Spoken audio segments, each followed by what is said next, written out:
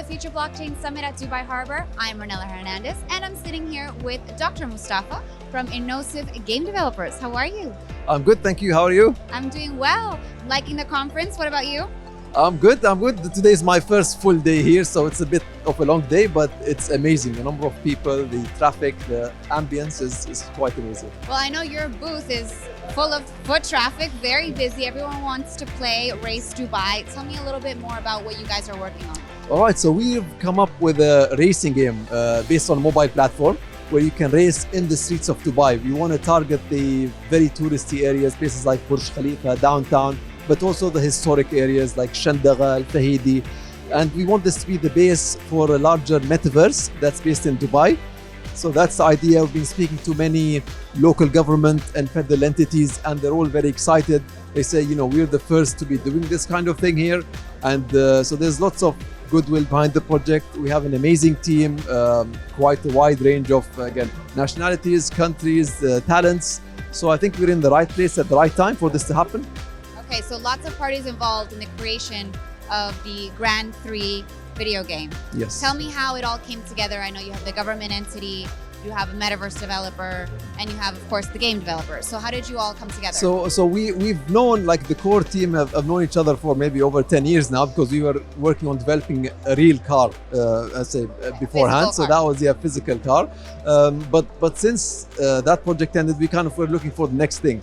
And it just makes sense to go into the electronic universe. And we've sensed, everybody we've spoken to in the metaverse arena says there's really a gap in the market when it comes to metaverse in the Middle East, and especially in Dubai.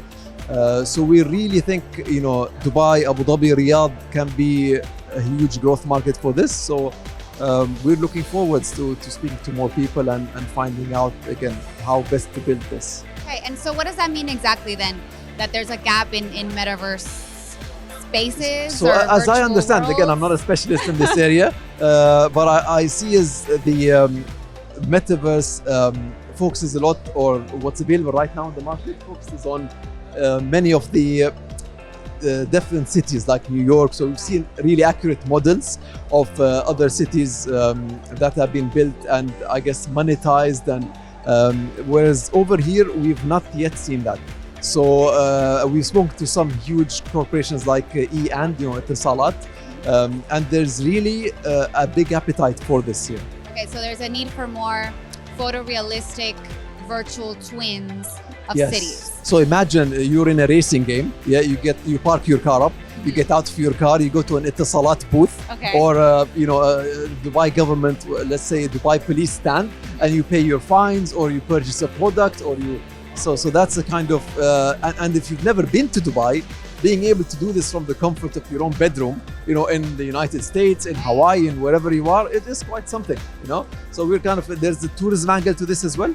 So yeah, the sky's the limit, really. All right, definitely. So then how did you get here in the first place? I know that your background is very diverse. Yes. Tell me about your journey. So my personal background, so I was born and raised here, born a long time ago, in terms of, but again, I've seen Dubai go from a very basic, I guess, 2-lane highway from here in Abu Dhabi to what it is today. And I guess we've had doubters all along the way. People always say, oh, this can't be done, that can't be done. But, Dubai just goes ahead and builds it. We built Burj Khalifa, we've built this, we've done that. And the UAE is a really happening place. And in the midst of these maybe turbulent times in many places around the world, this remains a stable place. And it attracts talent, and it attracts human capital. Because we've got a really amazing mix of governance, of leadership, of vision. So we are kind of very well aligned with that. We know exactly where this is. So what we're developing, what we're bringing up is in line with this vision. So we're pretty sure that it's going to work. It's just a question of time. And yeah, watch the space. Of course. All right, one last question. Since we are at the Future Blockchain Summit, how do you envision the future of blockchain looking like? What would you like it to look like? Well, it's a tricky one, because it's almost like a question I'd like to move to my 12-year-old daughter, because I think she would be here and know more about it. But it really looks like it reminds me of the era of wireless payments. It's like when the credit cards came up with this wireless payment thing. It was adopted maybe very slowly in some places, whereas nowadays it's almost the standard. So I think we're looking at the next step change in this area, and this is going to be the standard in a few years. So let's watch the space. Yeah. All right, looking forward to it. Well, thank you so much for your time, Dr. Mustafa. Thank you so much. Pleasure to me.